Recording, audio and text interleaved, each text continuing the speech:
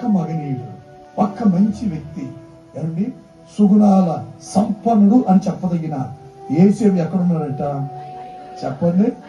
ఐగుప్తులో ఉన్నాడు. ఐగుప్తులో ఉన్న యేసేపుని పట్టి యేసేపుని దేవుడు ఏం చేశాడట? ఆశీర్వదించి ఐగుప్తులందరికీ ఏం పెట్టాడట? భోజనం పెట్టాడట. యేసేపు ఇటువంటి వారికి 3 అనుభవాలు చెప్పాడు. ఒకటి, పాపమును విసర్జించాడు, చెడుతనమును అసహించుకున్నాడు, శిరస్సుంచి తండ్రి మాటకి లోబడ్డాడు. పగందని తెలుసు అయినా కూడా ఏం చేశాడంట? లోబడ్డాడు. ఇక నా వైపు చూడండి. ఆ యేసేపు ఐగుప్తులో ఉంటే యేసేపుని దేవుడు పోషించాడట. యేసేపు ద్వారా ఐగుప్తునంతా కూడా పోషించాడట. ఆ యేసేపు అనుభవాలు నీలో ఉంటే నా దేవుడు నిన్ను కూడా పోషిస్తాడు. నా వైపు చూడండి.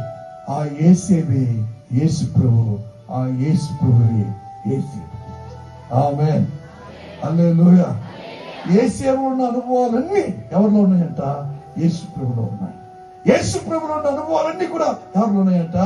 యేసు ప్రభులో ఉన్నాయి. ఈరోజు నువ్వు యేసు ప్రభుని కలిగి పాపమును విసర్జించి చెడుతనమును అసహించుకొని నడిపింపుకు లోబడి తండ్రి మాటకు లోబడి నువ్వు జీవించగలిగితే నీ జీవితం మరోలా ఉంటుంది. నీ జీవితం మరోలా ఉంటుంది. నా వైపు చూడండి. ఇప్పటికే నీ జీవితం ఎలా ఉందంటే మానసికంగా నలిగిపోయావు, శారీరకంగా నలిగిపోయావు, ఆర్థికంగా నలిగిపోయావు, ఆరోగ్యపరంగా నలిగిపోయావు, కుటుంబ పరంగా నలిగిపోయావు, సంఘ పరంగా నలిగిపోయావు, వ్యాపార పరంగా నలిగిపోయావు, ఏమండి బంధువు పరంగా కూడా నలిగిపోయావు. పెళ్లి గారి పిల్లలు ఇంట్లో ఉన్నారని ఒక బాధ, పెళ్లిళ్ళై కూడా సంతానం లేదని మరొక బాధ, పెళ్ళై సంతానం ఉన్న కాపురానికి వెళ్ళలేదని బాధ, కాపురానికి వెళ్ళినా అల్లుడు అక్కడ మంచిగా అమ్మాయిని చూసుకోవట్లేదనే ఒక బాధ, హాస్పిటల్కి వెళ్తున్నారు కానీ రోగాలు మాత్రం నయం కావట్లేదు, ఎన్నెన్నో బలహీనతలు శరీరంలో ఉన్నాయి, అయ్యేవి కంట్రోల్ కావట్లేదు, టాబ్లెట్ వాడుతూ ఉన్నారు కానీ బీపీ కంట్రోల్ కావట్లేదు, టాబ్లెట్ వాడుతున్నారు కానీ షుగర్ కంట్రోల్ కావట్లేదు, ఎన్నో హాస్పిటల్కి వెళ్ళిపోయారు కానీ గర్భసంచిలో ఉన్నటువంటి ఆ గడ్డలు మాత్రం కలగట్లేదు, సంతానం కలిగే అవకాశాలు మాత్రం ఉండట్లేదు. స్త్రీలకు ఉండాల్సిన బలహీనతలు స్త్రీలకి, పురుషులకు ఉండాల్సిన బలహీనతలు పురుషులకి. ఉద్యోగం లేక కొందరు, వడ్డీ కట్టుకోలేక కొందరు, రుణాలు తీర్చుకోలేక కొందరు, ఇల్లు లేని పరిస్థితులు అద్దె కూడా కట్టుకోలేక కొందరు. అసలు మామూలు లేదు. కుటుంబ వ్యవస్థ ఎలా ఉందంటే ఏమని కుక్కలు చించిన ఇస్తర్లా తయారైపోయింది. గుండె బాగా బరువైపోయింది. ఇంట్లో తినటానికి ఎరువు కూడా లేని పరిస్థితి. చీకటి చిందులేస్తుంది, కరువు ఇంట్లో దరువేస్తుంది. భయంకరమైన కటిక కార మేఘాలు కన్నేసిన పరిస్థితి.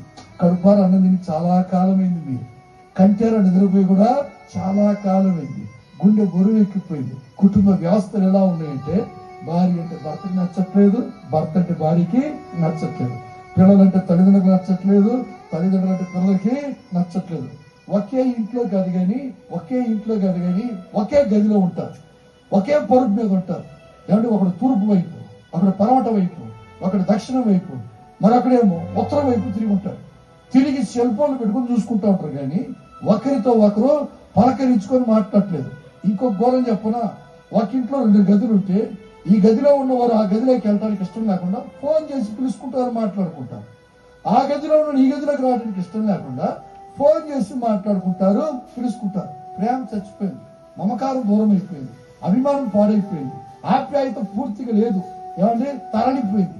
కుటుంబాల్లో ఒకరి మీద ఒకరికి గౌరవం లేదు, ఒకరి మీద ఏమి లేదంటే అభిమానం లేదు. ఒక్క మాటలో చెప్పాలంటే నరకం పైన లేదు కానీ కింద లేదు కానీ మీ కుటుంబాల్లో ఉంది.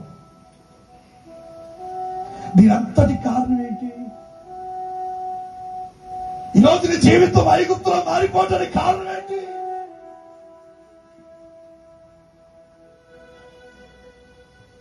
ఐగుప్తులో ఇంత సమృద్ధి ధాన్యం ఉందంట, కానాన్లో ధాన్యం లేదంట. ఎందుకు లేదు? యేసేపు లాంటి వాడు ఒక్కడు నీ ఇంట్లో లేడు. నేను ఒక మాట చెప్పనా, ఈ రోజు నువ్వు సెట్ అయితే నీ ఫ్యామిలీ మొత్తం సెట్ అవుతాయి. ఆమేన్, హల్లెలూయా. ఇంత ప్రాబ్లం క్రియేట్ అవడానికి కారణం నువ్వే, ఇన్ని సమస్యలు చోటు చేసుకోవడానికి కారణం నీవే. నిన్ను బట్టే నీ ఇంట్లో ఎంత ప్రాబ్లం రేస్ అవుతుంది. నువ్వు బాగుపడితే నీ ఫ్యామిలీ బాగుపడిపోతుంది. నిన్ను నువ్వు క్రమపరుచుకుంటే నీ కాపురం అంతా కూడా క్రమపరచబడుతుంది. నీకు ఒక్క మాట చెప్తాను, భయంకరమైనటువంటి ప్రమాదం ఓడకొచ్చింది. ఓడలో ఉన్న వారందరూ అతలాకుతలు అయిపోతున్నారు. ఓడలో ఉన్న వస్తువులన్నీ తీసి కింద పడేస్తా ఉన్నారు. ఓడలో ఉన్న వస్తువులన్నీ కింద పడేస్తా ఉన్నారు. కోలుకోనంత నష్టం కలుగుతా ఉంది. ఈ యోనా మాత్రం ప్రశాంతంగా నిద్రపోతా ఉన్నాడు. ఎవరిని బట్టి ఇంత కీడు వచ్చిందని సీట్ వేస్తే సీట్ ఎవరి పేరు మీద పడింది? యోనా పేరు మీద పడింది. యోనా అంటాడు కూడుగా, హే మీకు ప్రాబ్లమ్స్ క్రియేట్ అయ్యి కదా, మీకు సంశయం మధ్యలో ఉన్నారు కదా, మీరు ఎంత ఇబ్బంది పడుతున్నారు కదా, మీకు ఎంత నష్టం కలిగింది కదా, ఒక్కటే పరిష్కారం, నన్ను తీసి సముద్రంలో పడేయండి.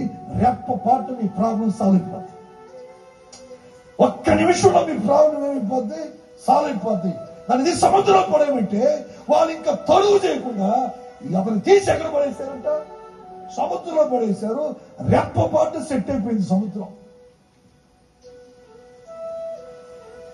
రెప్ప పాటు సెట్ అయిపోయింది. గంటల తరబడి పోరాడుతున్నారు.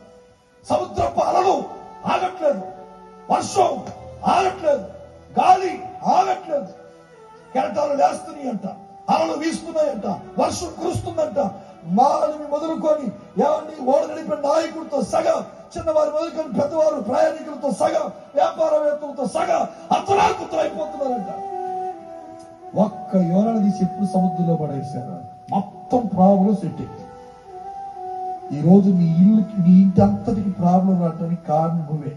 నీ ఫ్యామిలీ ఎంత డిస్టర్బ్ అవడానికి కారణం నువ్వే. నీ ఫ్యామిలీ ఎంత నష్టానికి గురవటానికి కారణం నువ్వే. సంఘంలో ఎన్ని గలిబిలు రావటానికి కారణం నువ్వే. సేవ పాడవటానికి కారణం నువ్వే. అసలు ఉన్న పరిస్థితులు ఈ రోజు ట్రాక్ తప్పి నీ ఫ్యామిలీ ప్రయాణం చేస్తుందంటే కారణం నువ్వే. నిన్ను క్రమపరచుకో, నిన్ను నువ్వు దిద్దుకో, నిన్ను నువ్వు సరి చేసుకో. ఈ రాత్రి నా దేవుడు నీ జీవితంలో గొప్ప కార్యాలు చేస్తాడు. అసలు ఎవరి దగ్గరికి వెళ్ళి చెప్పుకోగలం? చెప్పుకుంటే అటకారంగా మాట్లాడతారు, ఎగతాళి చేస్తారు. బయట చెప్పుకోలేని బాధలు ఎన్నెన్నో గుండెలు పెట్టుకొని నానాడికి కృంగిపోతున్నారు. ఈ రాత్రి నా దేవుడు సువర్ణ అవకాశాన్ని నీకు ఇచ్చాడు. దీనికన్నా మించిన అవకాశం మరొకటి లేదు.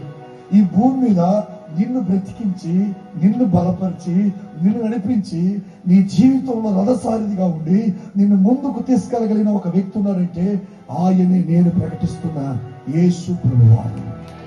ఆమేన్, హల్లెలూయా. ఆయన తప్ప వేరొకరు లేడు. అందుకే ఆయన లోకానికి వచ్చాడు. అందుకే నీ కొరకే మరణించాడు.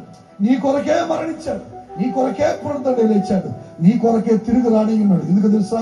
పెళ్లి కుమార్తె సంఘంగా, కన్యకగా, అలంకరింపబడిన వధువుగా నిన్ను తీసుకెళ్లాలని నీకు ఒక సంఘాన్ని ఇచ్చి, నీకు ఒక సేవకురాన్నిచ్చి, ఒక ఉపదేశ క్రమాన్నిచ్చి, నీకంటూ ఒక నాయకుడిచ్చి, ఆ సంఘంలో, ఆ బడిలో నువ్వు పాఠాలు నేర్చుకొని ప్రయోజకుడుగా మారాలని అనుదినం అనుక్షణం దూపం వేస్తూ బలిపీఠం మీద బలి పశు కాలిపోతున్న రీతిగా దైవజనులు కాలిపోయే ప్రయాసాన్ని గుర్తించుదుగాక. సభలు పెట్టడం చిన్న విషయం అనుకున్నారా? కాదు. ఆయా ప్రాంతం నుండి సేవకులు పిలిపించారు. మదిరి నుండి ఏమని ఘోషువా గారు, విజయవాడ నుండి విజయ్ కుమార్ గారు, చెన్నై నుండి నేను, ఇలా మేము ముగ్గురు రావటానికి ఎంత ఖర్చుతో కూడిన పని. మమ్మల్ని ఇలా పిలిపించి ఈ సభలు పెట్టి ఇంతగా వాక్యం చెప్పించడానికి గల కారణం ఏంటి? ఆయన బాగుపడాలనే, ఆవిడ బాగుపడాలనే, ఆ పెద్ద ఆవిడ బాగుపడాలనే కాదు, మీరు బాగుపడాలని, ఈ ఊరు బాగుపడాలని, మీ కుటుంబాలు బాగుపడాలని, మీ జీవితాలు బాగుపడాలి. అంటే మేము బాగులేమో పాస్టర్ గారు మీరు అంటారు, కానీ పేరుకే బాగున్నారు, కానీ మీ అంతరంగంలో మీరు ఎంత నరకాన్ని అనుభవిస్తున్నారని మీకు బాగా తెలుసు. ఒక దైవ సేవకుడు ప్రయాసం తన కుటుంబ క్షేమం కొరకు కాదు, మిమ్మల్ని ముందు చూపెట్టిన 10 రూపాయలు సంపాదించుకుని జోబులు వేసుకోవడానికి కాదు. మీరందరూ సెట్ అయ్యి ప్రభు వైపు తిరిగి సంపూర్ణంగా జీవితాన్ని ప్రభుకు అప్పచెప్పుకొని బలిపీఠం మీద బలి పశువుగా కాలిపోతే ఈ సంఘాన్ని పెళ్లి కుమార్తెని చేసి ఆయనకి అప్పగిద్దామని ప్రసవ వేదనతో దైవ సేవకుని కుటుంబం తీసుకున్న నిర్ణయాలు ఇవి. కాబట్టి మేము దూరం రావటం జరిగింది. 3 రోజుల నుండి చక్కటి ఉపదేశాలు ఎవరి స్థాయిలో వారు అందిస్తానే వచ్చారు. ఎవరి ద్వారా దేవునితో మాట్లాడాలనో ఒక్కొక్క సందర్భంతో మాట్లాడుతూనే వచ్చారు. ఇప్పటికీ ఏం తప్పింది ఏం లేదు, మించిపోయింది ఏం లేదు. ఎంత ప్రసంగం నిన్న తర్వాత నీ జీవితాన్ని మార్చుకోకపోతే భూమి మీద నీ అంత దరిద్రుడు మరొకడు లేనే లేదు. నా మాట నా 2 చేతులు జోడించి బ్రతిమలాడుకుంటున్నా. మీ అన్నయ్యగా, మీ తమ్మునిగా, మీ తోపుట్టుగా ఆ మాటను అంగీకరించి ఈరోజు మిమ్మల్ని మీరు చర్య చేసుకోగలిగితే, ఒక్క యేసేవుని బట్టి ఐగుప్తుని పోషించిన దేవుడు ఈరోజు నిన్ను, నీ కుటుంబాన్ని పోషిస్తాడు. ఆమేన్. నిన్ను, నీ కుటుంబాన్ని కాపాడుతాడు. నీ కుటుంబంలో ఉండాల్సిన సమాధానాన్ని ఉంచుతాడు. నీ కుటుంబంలో ఉండాల్సిన ఆనందాన్ని ఉంచుతాడు. నీ కుటుంబంలో ఉండాల్సిన ఆరోగ్యాన్ని ఉంచుతాడు. నీ కుటుంబంలో ఉంచాల్సిన క్షేమాన్ని, సుఖాన్ని, సౌఖ్యాన్ని, క్షేమాన్ని, దీవాన్ని సమృద్ధిగా ప్రసాదిస్తాడు. బాధ, బలహీనత, వేదన, వ్యాకులం, కరువు, ఖడ్గం, నష్టాలు, రోగాలు, తెగులు ఎన్నిటిని దూరం చేసి నీ చుట్టూ కంచె వేసి, ముద్ర వేసి, భద్రపరిచి ఆరిపోయిన నీ దీపాన్ని వెలిగిస్తాడు. కూలిపోయిన నీ గుడారాన్ని కట్టుతాడు. నిరాకారమైపోయిన నీ జీవితానికి ఆకారం ఇస్తాడు. శూన్యమైపోయిన నీ బ్రతుకుని సృష్టిగా మారుస్తాడు. విఫలమైపోయిన నీ ప్రయత్నాన్ని సఫలం చేస్తాడు. నిరాకారంగా ఉన్న నీకు ఒక మంచి ఆకారం ఇస్తాడు. శిల్పకారుడి ఉల్లి చేత పట్టి నీ చెక్కి నీకు ఒక నూతన రూపాన్ని ఇచ్చి నిలబెడతాడు. ఎక్కడ అవమానపడ్డావో, ఎక్కడ తలదించుకున్నావో అక్కడే నా దేవుడు నీ తలపైకెత్తుతాడు. ఎవరు నిన్ను ఎటకారంగా మాట్లాడారో, ఎవరైతే నిన్ను ఎగతాళి చేశారో వారి కళ్ళ ఎదుట నిన్ను సింహాసనం మీద కూర్చొని పెడతట్టు నా దేవుడు చేస్తాడు. ఈ రాత్రి, ఈ సభలో చివరి రాత్రి, ఇది నీ కొరకు ఏర్పాటు చేయబడిన రాత్రి. ఇది నీ రాత్రి. ఇది నీ దీవెనకి నువ్వు పునాది వేసుకునే రాత్రి. ఆలోచించి ఒక్క తీర్మానానికి రా. ఖచ్చితంగా చెప్పగలను, నేను ప్రభువుని నమ్ముకుని 28 సంవత్సరాలు. ఈ 28 సంవత్సరాలు ఖచ్చితంగా చెప్పగలను, మా తల్లిదండ్రులతో నేను గడిపిన దినాలు తక్కువ. నా భార్యతో అయితే అస్సలు నేను గడిపిన దినాలు తక్కువ. నా పిల్లలతో అంటే అస్సలు చాలా తక్కువ. నా పిల్లలతో నేను ఆ సంఘానికి, నా బంధుమిత్రులు కూడా ఎక్కువ దూరంగానే ఉంటాను. అందరికి దూరంగానే ఉంటాను. వారితో గడిపిన దినాలు కూడా తక్కువ. ఈ 28 సంవత్సరాలు ఎక్కువ నేను ఎవరితో గడిపేదంటే దేవుడితోనే గడుపుతున్నాను. ఎప్పుడు ప్రార్థనలు, ప్రసంగాలు, వేదికలు, సభలు, కూడికలు, ప్రయాణాలు. వినండి. 28 సంవత్సరాలుగా నాకు దేవుడితో ఉన్న అనుబంధాన్ని గురించి చెప్తున్నాను. వినండి. యేసు ప్రభు లాంటి మంచి దేవుడి భూమి మీద ఎక్కడికి ఎన్ని వెతికినా నీకు దొరకడు. ఆమేన్. ఆయనకి సాటి, ఆయనతో పోటీ, సమతూకగలిగిన వ్యక్తి ఇంకా ఎవ్వరు ఇక్కడ పుట్టలేదు కూడా అని చెప్పగలను. నేను ఒక్క మాట చెప్పడానికి ఎంత ప్రయత్నం. ఆయన కానీ నువ్వు హత్తుకోగలిగితే ఆయన ఎత్తుకుంటాడు. నీకు కొత్త విలాసాన్ని ఇస్తాడు. ఒక కొత్త అధ్యాయాన్ని ప్రారంభిస్తాడు. నీ జీవితంలో ఘనకార్యాలు చేయాలని ఆయన ఆశపడుతున్నాడు. నువ్వు ఆశపడితే ఉన్న పాటలు లేచి నిలబడతావా?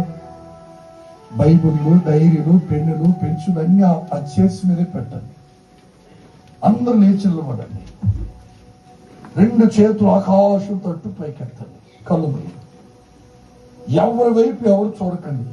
మళ్ళీ ఈ సభలు పెట్టుకోవాలంటే ఇంకా ఎన్ని రోజులకో, ఎప్పుడుకో అయింది. ఇంకొక 5 నిమిషాలు ఖర్చు పెట్టేస్తాను. 2 చేతులు పైకెత్తు. నన్ను చూచువాడా,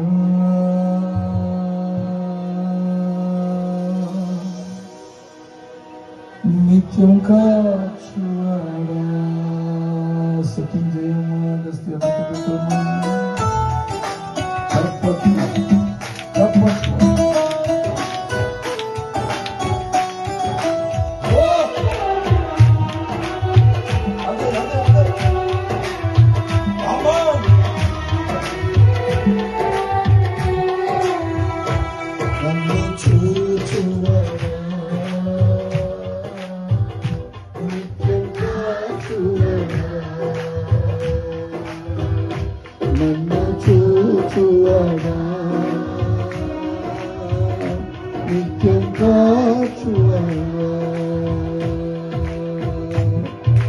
పరిశోధించి తెలుసుకున్నావు.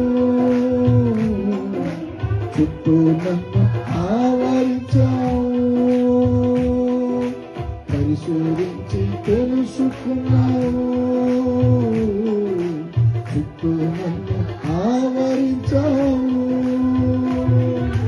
కూర్చుండుట నీ లేచియుండుట, కూర్చుండుట నీ లేచియుండుట, బాగుగా ఎరిగి ఉన్నావు రాజా, బాగుగా ఎరిగి ఉన్నావు నన్ను చూచువాడా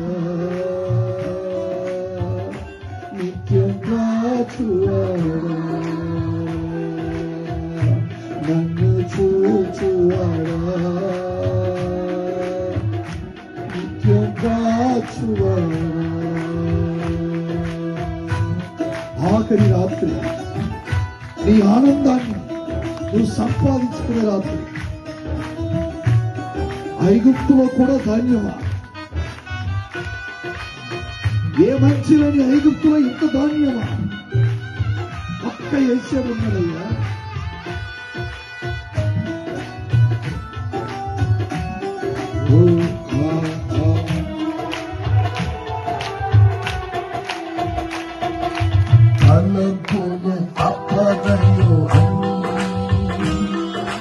అన్నీయో ఎరిగి ఉన్నావు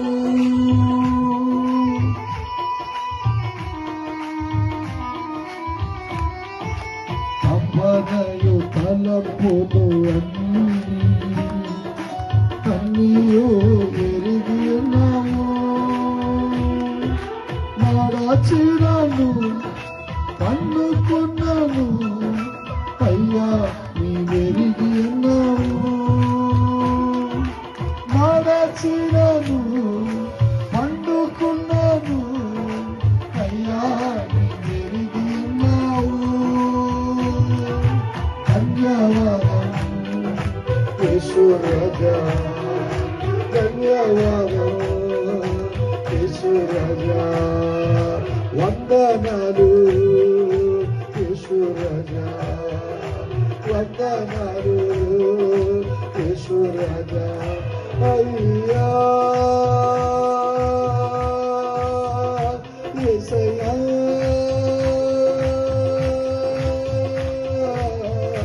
యేసయ్యా రాజా రాజా